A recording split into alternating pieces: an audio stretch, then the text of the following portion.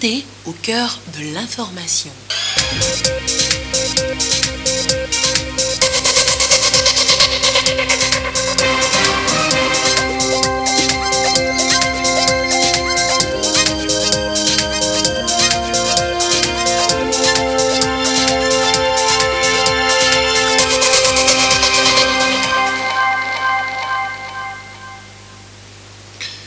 Mesdames, Messieurs, bonsoir. Bienvenue sur la télévision togolaise pour le journal du soir.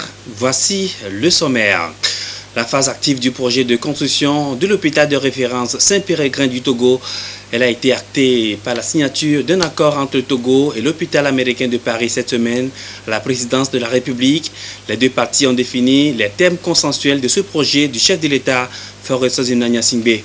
Alors que contient cet accord et pour quel intérêt? Les réponses dans ce journal. Obtenir sa nationalité togolaise en un mois, c'est désormais possible.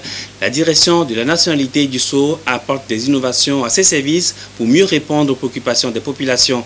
Elle a également procédé à la révision du code de la nationalité togolaise cette semaine. Quelles sont les procédures d'obtention de la nationalité togolaise? Restez avec nous, vous le saurez dans ce journal. Et puis le champion de la Coupe de l'Indépendance cette année, c'est l'ASCK de Kara. Elle a dominé son adversaire Ifodié d'Atakpamé sur un score de 3 buts à 1. Voilà pour les principaux titres. Encore une fois, bonsoir et bienvenue dans le 20h. Tout le monde au travail après la fête au lendemain de la célébration du 59e anniversaire de l'indépendance du Togo. Tous les citoyens togolais devraient poursuivre l'engagement au travail pour la construction d'une nation prospère. D'ailleurs, cette exhortation a été faite par le chef de l'État le 4 mars dernier lors du lancement du plan national de développement PND 2018-2022. Appel réitéré vendredi devant les députés à l'Assemblée nationale.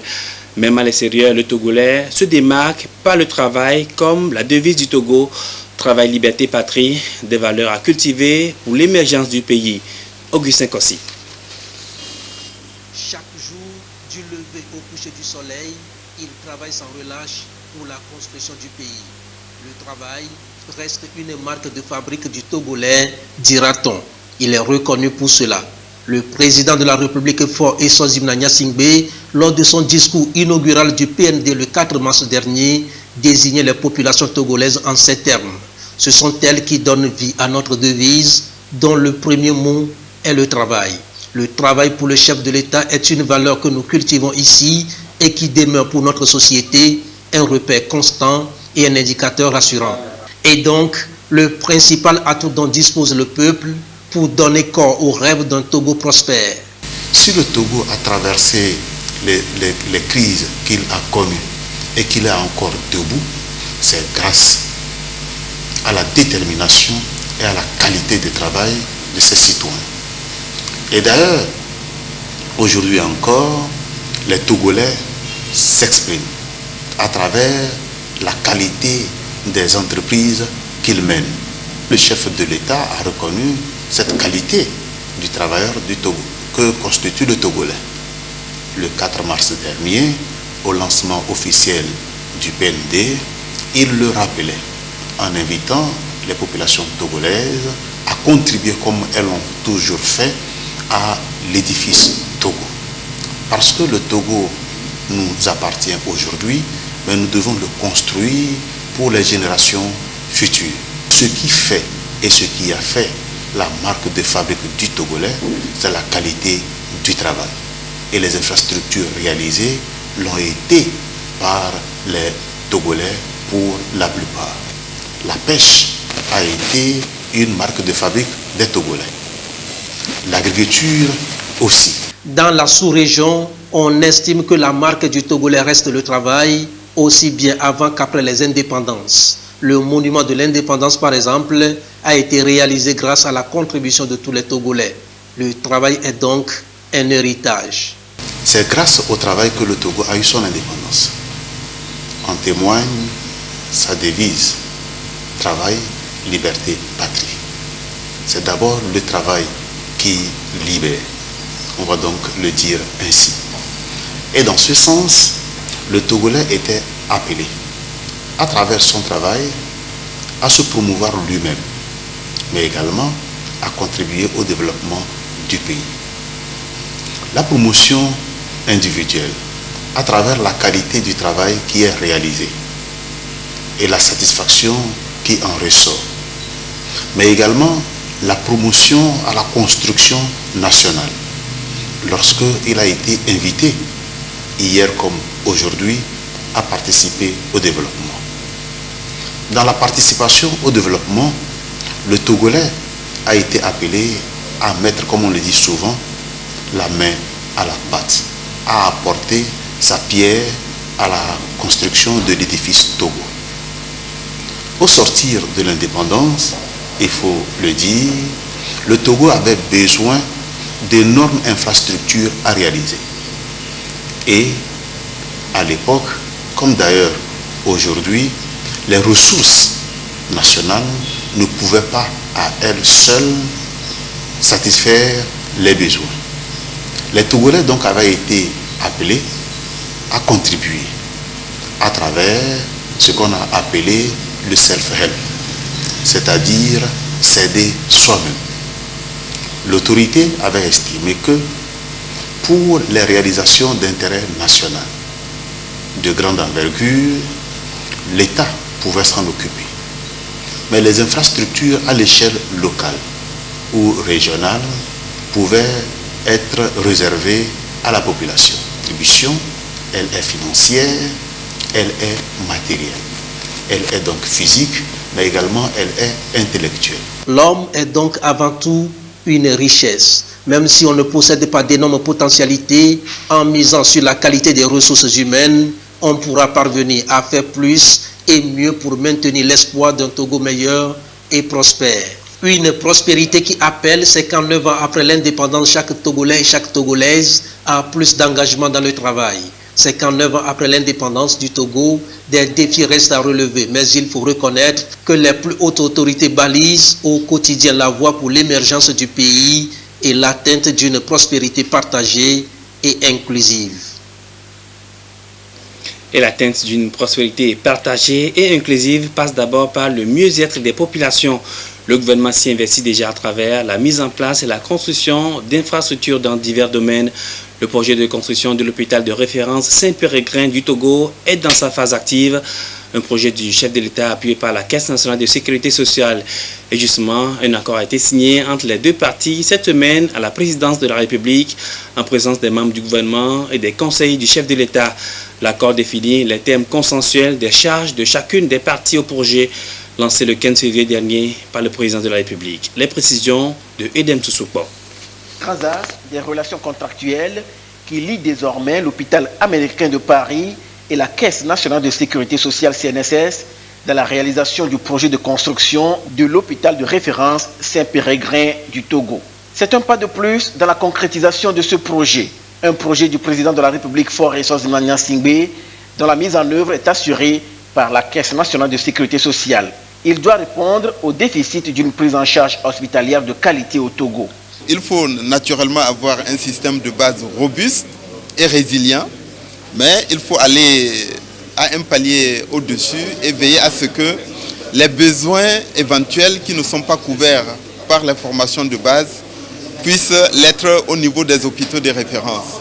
Il s'agissait aujourd'hui, à travers l'accord cadre qui a été signé, de stipuler, de préciser les modalités et les conditions de cette collaboration, de cette coopération et de ce partenariat, les domaines dans lesquels les deux institutions vont coopérer et travailler et bien entendu tous les aspects juridiques de cette coopération. Cela démontre aussi qu'on ne s'est pas contenté d'une cérémonie solennelle de pose de première pierre, mais que tout est en train d'être accéléré pour que très rapidement, dans les délais qui ont été impartis, les Togolais puissent voir ce joyau, non seulement architectural, mais médical, ce service fonctionner pour contribuer à l'amélioration des soins de santé des populations togolaises. 2 mois après la pose de la première pierre pour la construction de l'hôpital de référence Saint-Péregrin, les choses se précisent. Le projet rentre dans sa phase active conformément à la vision du chef de l'État Faure Eswazimana Gnassingbé qui veut au cours de ce mandat s'appesantir sur le social. Il avait été bien indiqué que ce projet s'inscrivait dans le mandat social du chef de l'État Nous savons que la vision du chef de l'État consiste à, entre autres, faire que les services de santé soient disponibles pour tous les Togolais. Et l'engagement a été pris lorsque la première pierre de cet édifice a été posée par le chef de l'État lui-même. Nous sommes très heureux aujourd'hui de faire cette cérémonie de signature parce qu'elle montre la vitesse à laquelle le projet se met en œuvre et se met en œuvre dans le cadre de la vision du chef de l'État que nous tous voulons remercier pour sa clairvoyance et son soutien pour cette mise en œuvre. L'hôpital Saint-Péregrin du Togo est une référence médicale dans la qualité des soins et des ressources humaines. L'hôpital américain de Paris est un hôpital de réputation internationale qui s'efforce d'offrir le meilleur de la médecine française et américaine à ses patients. Et dans cette optique, avoir aujourd'hui le privilège de pouvoir assister le Togo à améliorer la santé de sa population est pour nous quelque chose d'important. Et l'acte qui a été fait aujourd'hui, la signature de cet accord, marque une étape importante de ce processus. Il y a deux choses dans le contenu qui sont importantes. La première, c'est que l'hôpital sera essentiellement ce qu'on appelle ambulatoire, c'est-à-dire que les patients arriveront le matin et repartiront le soir. Ce qui signifie que les coûts d'opération de cet hôpital seront moins importants que pour un hôpital qui hébergerait, ce qui veut dire que l'hôpital sera accessible à plus de personnes dans la population togolaise. Deuxièmement, nous avons défini toute une série de services pour lesquels nous assisterons la Caisse nationale et les médecins pour la mise en place, et ça porte sur la définition des projets médicaux, qu'est-ce qu'on veut faire comme médecine, l'accompagnement pour les paramédicaux, infirmières, techniciens. Et par ailleurs, il y a deux autres volets qui sont ce qu'on appelle la téléconsultation, pouvoir parler à des médecins au loin en utilisant des outils modernes de télécommunication, et la téléexpertise, et en particulier le partage d'images radiologiques et de contenus biologiques avec des experts qui permettront, à partir de notre hôpital à Paris, d'aider les médecins togolais à mieux orienter et prendre en charge leurs patients.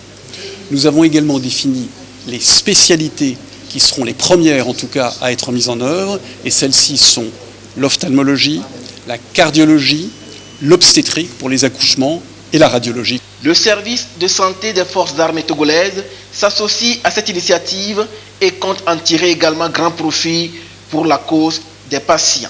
Ceci nous permettra, nous, au niveau du service de santé, de développer à la fois aussi nos qualités. C'est une culture d'excellence pour nous, parce que ça va nous apporter une qualité, une technologie en plus. Nous allons être les deux pieds dedans avec l'hôpital américain et l'hôpital Saint-Pélegrin pour le développement de la santé, pour le meilleur de nos populations. Cet accord cadre de partenariat renforce le dynamisme autour du projet. Le directeur général de la Caisse nationale de sécurité sociale, Ingrid Awade, a précisé que sa structure mettra tout en œuvre pour que cet hôpital soit construit dans le délai afin d'offrir des soins de santé de qualité aux populations. L'hôpital Saint-Péregrin du Togo se veut également une référence architecturale de par l'adéquation entre une performance organisationnelle peu connue et une architecture d'une grande lisibilité spatiale. Une référence technologique pour la qualité de ses équipements et une référence écologique de par sa conception bioclimatique. À la suite de cette édition, je donne lecture de ce communiqué de la CENI par arrêté numéro 002/2019/P/CENI, le président de la Commission électorale nationale indépendante, vu la constitution du 14 octobre 1992, vu le décret numéro 2019-048/PR du 19 avril 2019 portant nomination du président de la CENI sur proposition du ministre de la Justice, l'Assemblée plénière de la CENI, entendue, arrête. Article 1er. Sont nommés président des commissions électorales locales indépendantes CELI dans le cadre des consultations électorales de 2019, les magistrats ci-après. Pour la commission électorale locale indépendante CELI, Tone Sinkassé, Djangenan Likriman, CELI Pendjal Ouest, Maman Ibouraïma, CELI Tandouar, Tola Santiébé, Célie Oti, Oti Sud, Kolani Totetuaka, Célie Kéran, Nyama Pidalatanga, Célie Doufelgou, Isso Alassani Rachida, Célie Bina, Abassa Kosivi Atabeso, Célie Koza, Babayara Afo Lamina, Célie Assoli, Laré Kolani Douti, Célie Dankpen, Omoru Abbas, Célie Bassar, Akapo comme la vie, Célie Tchaoudjo, de Souza, à côté de l'ADEME, Célie Chamba, Toutabizi Sengaide, Célie Sotubois Mo, Batouang Koumea Balo, Célie Blita, Apu Uro Gao, Célie Ogu Anye, Baluki Djoua Kofi, Célie Amou, Aya Yao Maounion, Célie Wawa Akebu, Abina Memesile, Célie Cloto Pele, Adjeyi Kodjovi, Célie Dani, Devia Kodjo Maoulik Pliva, Célie Agou, Kataka Misiham Chamser, Célie Estmono, Badjemna Fagedeba, Célie Moemono, Kousiakou Komi Agbeno aussi, Célie Haho, Agbodi Kosivi Edem, Célie Ave, Pakpayi Odabalo, Célie Yoto, Kantati Yentagina, Célie Vo, Dikounou et Fui, Célie Lac Bamono, Kokoroko Koku Difa, Célie Zio, Bayetin Yobé, Célie Agouanive, 146, Agouanive Toblekope, Adetikope, Kadanga Talim, Célie Agouanive, 235, Legbasito, Vakposito et Zangera, Bakayi Batombu, Célie Golf 1, B Est, Koutuhun Kossi, Célie Golf 2, B Centre, Letaba Baima, Célie Golf 3, B Ouest, Tiakura Sanoka, Célie Golf 4, Amoutivé, Poutouli Abli, Célie Golf 5, Aflaogakli, Kapi Amina, Célie Golf 6, Bagida, Nyon, Manle Bati, et enfin Célie Golf 7, Aflao Sagbado, Kwezi Ankou. Article 2. Le présent arrêté qui prend effet à compter de la date de sa signature sera publié au journal officiel de la République togolaise. On parlait à l'instant de la santé. L'approche contractuelle mise en œuvre il y a 2 ans déjà au Togo enregistre des résultats satisfaisants. Le centre hospitalier régional d'Atakwame fait partie des centres pilotes. Qu'est-ce qui a changé depuis là? La fréquentation a-t-elle augmenté? Que dire des prestations dans ce centre? La directrice régionale de l'OMS en séjour au Togo a voulu en savoir. Elle s'est rendue au CHR d'Atakwame cette semaine. Les précisions de Sivera Boudou. Au centre hospitalier régional d'Atapamé est mise en œuvre depuis juin 2017 l'approche contractuelle, une initiative du gouvernement togolais pour améliorer la qualité des prestations mais aussi assurer une meilleure gouvernance dans les formations pour une couverture sanitaire universelle. 2 ans après sa mise en œuvre, la contractualisation a enregistré des résultats encourageants. Elle a permis le renforcement du plateau technique de l'hôpital, la transparence dans les ressources financières ainsi que l'augmentation du taux de fréquentation. Des résultats présentés ici à la directrice régionale de l'OMS, Organisation mondiale de la santé pour l'Afrique, en visite au CHR Atapamé pour voir le fonctionnement du système du dit centre pilote apprécié pour sa performance. Avec ces résultats concrets de l'amélioration, l'hôpital a pu augmenter la fréquentation augmenter les ressources financières et améliorer le service, acheter des équipements, et surtout être capable de payer des fonctionnaires. Ça c'est quelque chose de la base.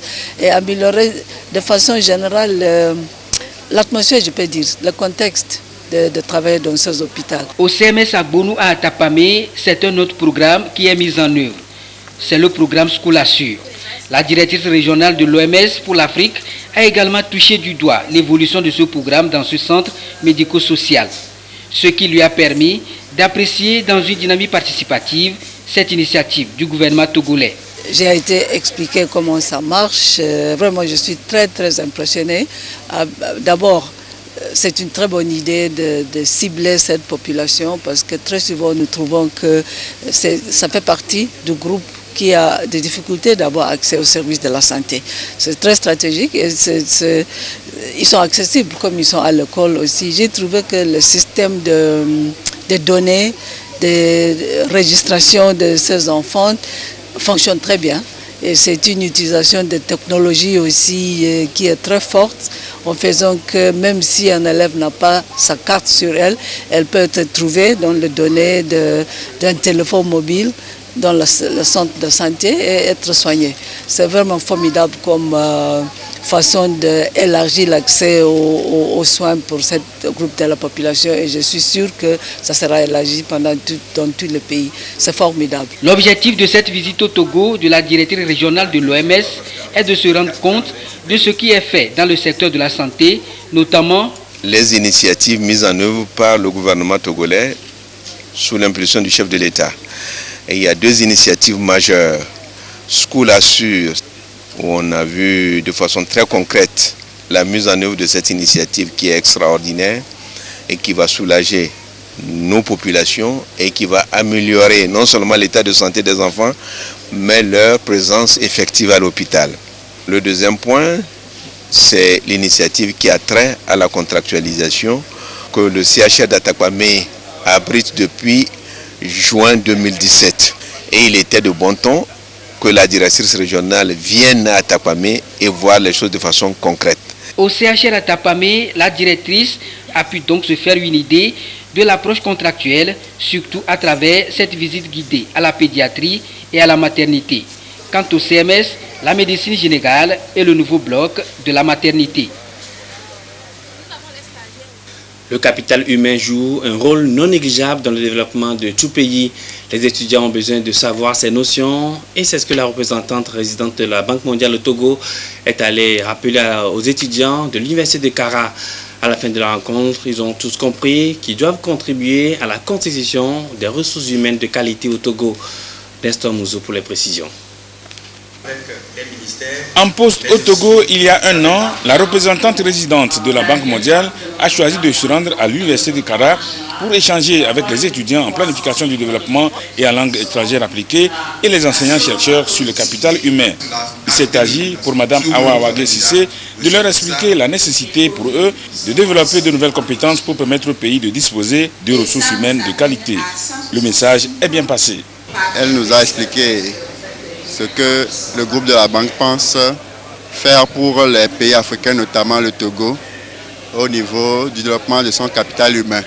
Donc ce sont des investissements que le groupe de la banque compte faire en santé, en éducation, pour que les jeunes puissent développer leurs compétences, leurs habiletés, afin d'augmenter leur productivité et pour permettre à nos pays d'atteindre des niveaux de croissance acceptables.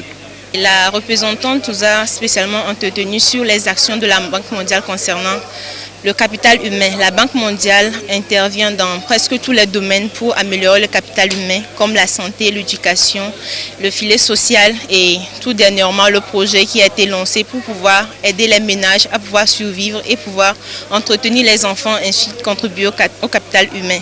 La Banque mondiale finance quelques projets à l'université de Kara. La visite de la représentante résidente constitue pour les autorités de cette université l'occasion de nourrir l'espoir d'un partenariat plus accru. L'institution finance déjà 2 projets à l'université de Kara, c'est-à-dire les projets pédagogiques à l'Institut supérieur des métiers de l'agriculture et un projet de recherche sur la mouche de fruits à la faculté des sciences et techniques. Nous avons profité pour demander que une convention cadre formelle soit établie entre la Banque mondiale et l'Université de Kara pour encadrer tout ce partenariat, parce que c'est quelque chose qui va se développer. Nous y travaillons et au profit des étudiants fondamentalement. Voilà en gros les attentes que nous avons de cette rencontre. Avant la conférence débat, Mme Magué Sissé a visité l'unité d'extraction des huiles essentielles de gingembre. Cette unité est en cours de montage au campus nord à Pia. Les huiles de gingembre sont utilisées comme médicaments pour les voies respiratoires, comme tonifiant et comme complément alimentaire. L'apothéose de la 4e édition du festival de danse traditionnelle, c'était samedi au Palais des Congrès de Lomé. 12 groupes folkloriques sélectionnés sur l'ensemble du territoire national ont su exposer au public la richesse culturelle du terroir. Les grands moments de la soirée avec Pierre Soussoupo.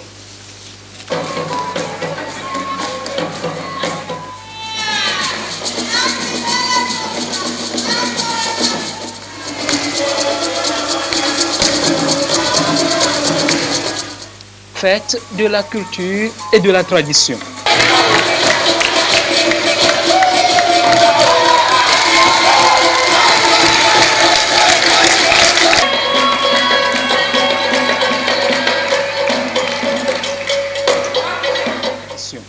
Douze groupes folkloriques sélectionnés et représentatifs de toutes les régions du Togo exposent ici un pan de la richesse culturelle du pays.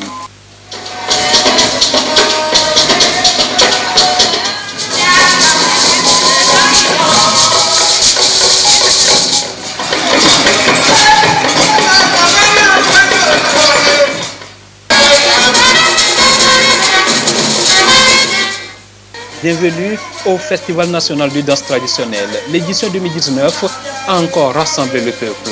Sur place, des démonstrations artistiques propres à chaque contrée. L'accoutrement, les démarches et les déhanchements sont expressions qui valorisent l'identité de chaque peuple et chacun s'y retrouve.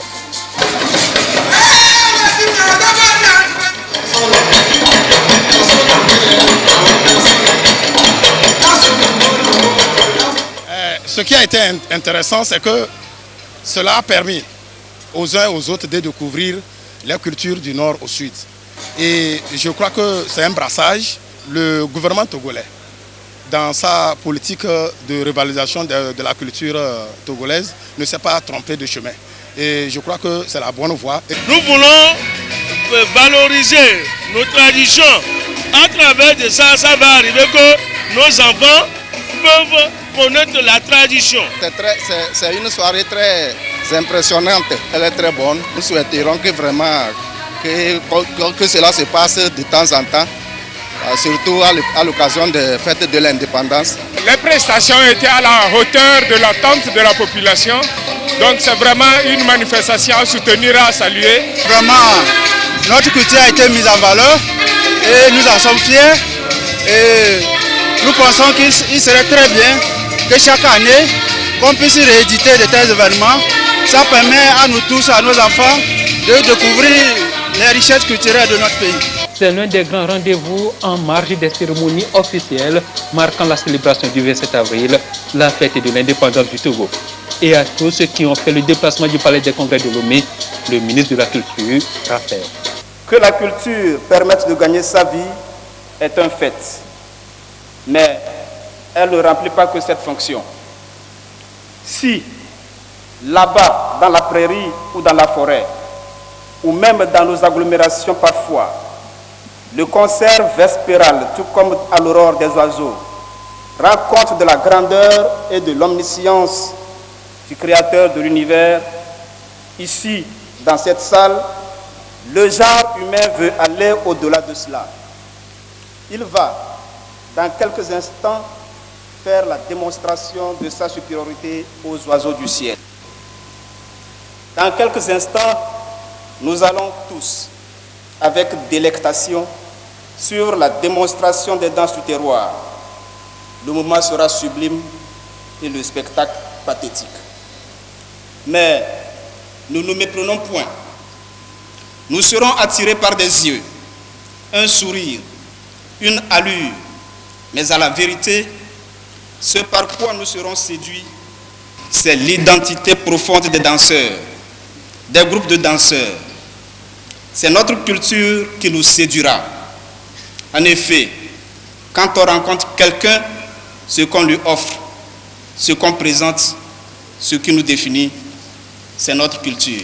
La 4e édition du FESNAD a donc vécu. Le public reste charmé par les diverses prestations qui renvoient à la source de chaque Togolais.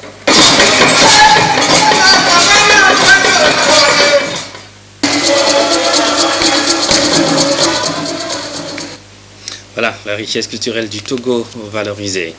Et puis la SCK de Kara, champion de la Coupe du 27 avril. Le leader de la première division a épinglé Ifodjet d'Atakpabé 3-1 cet après-midi à la finale de la Coupe de l'Indépendance, édition 2019 au stade municipal de Lomé. Le résumé de la rencontre avec Aflim Johnson et Laurent Roumavo. Pour une finale de Coupe de l'Indépendance du Togo, l'affiche de l'édition 2019 avait de quoi faire saliver les gourmands du beau jeu. Le leader de la D1, ASCK de Kara, en tout bleu, face à Ifodjet en maillot blanc et vert, équipe championne de la D2, nouvellement promue dans l'élite. Durant les 20 premières minutes de ce duel, les bonnes intentions se manifestent d'un côté comme de l'autre par des incursions plus ou moins dangereuses. La situation d'équilibre va ensuite faire place à un léger ascendant des chauffeurs de la Cosa. À la 24e minute, suite à une action partie de son aile gauche, l'attaque de la SCK frappe et ouvre le score grâce à son buteur maison, Edem Kostikou Dagba. Menés alors, les joueurs d'Atakpamé cherchent à se frayer un chemin pour obtenir l'égalisation. Ce chemin, ils croyaient pouvoir le trouver lorsque surgit une seconde fois Edem Kostikou Dagba pour porter le score à 2-0 en faveur de la SCK. Le club de Kara rentre au vestiaire tout serein. Revenu de la pause, Ifodjet ne relâche pas dans ses efforts. Mais seule la volonté ne suffit pas aux jeunes d'Atakpamé pour résoudre leurs problèmes. Ils subissent la loi du plus fort une autre fois à la 52e minute. Le 3e but de la SCK signé Ozouk Ossijan. Même avec 3 buts d'écart à leur avantage, les conducteurs n'arrêtent pas d'acculer l'adversaire. Ce dernier parvient néanmoins à réduire le score dans les ultimes secondes de la partie par l'entremise de Yaobi Sokou. Ça ne change pas grand-chose, la SCK était le meilleur de l'après-midi. Il n'y a pas mieux que ça. Nous sommes très contents, très fiers du résultat de la prestation de nos joueurs. En tout cas, ce n'est pas un hasard, nous on s'attendait à cette victoire. Nous aussi, on a fait notre mieux, mais seulement les scores étaient lourds, 3-1. Bon, en tout cas, il faut faire avec. Je pense que nous venons de rentrer en première division. Nous allons réorganiser les choses, n'est-ce pas? Et, disons, renforcer l'équipe. Vous savez, une finale, ça se gagne, ça ne se joue pas, n'est-ce pas? Malgré on a bien joué, mais au final, c'est ASCK qui a gagné.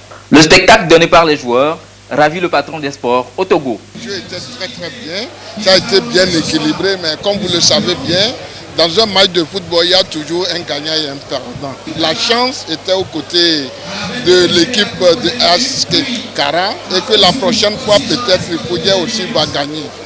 Et vous savez, le chef de l'État et le gouvernement particulièrement ont mis un accent sur le sport parce qu'on sait que le sport, c'est l'activité importante pour la jeunesse. Et on reconnaît bien ce que les jeunes, comment les jeunes adorent le football. Et je crois que cette compétition est venue rehausser l'éclat de tous les événements que nous avons eu à organiser à l'occasion de cette fête de l'indépendance. De la cagnotte des récompenses, il faut tirer des médailles, une enveloppe d'1 500 000 francs CFA, des médailles et une enveloppe de 2 millions de francs CFA, en plus du trophée du vainqueur, reçu des mains du ministre en charge des sports, Katari Folibazi, par la SCK, qui succède ainsi à Gomido de Palimé, qui a remporté l'édition 2018.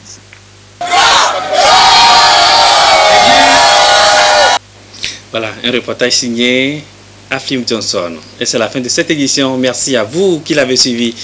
Passez une très belle soirée.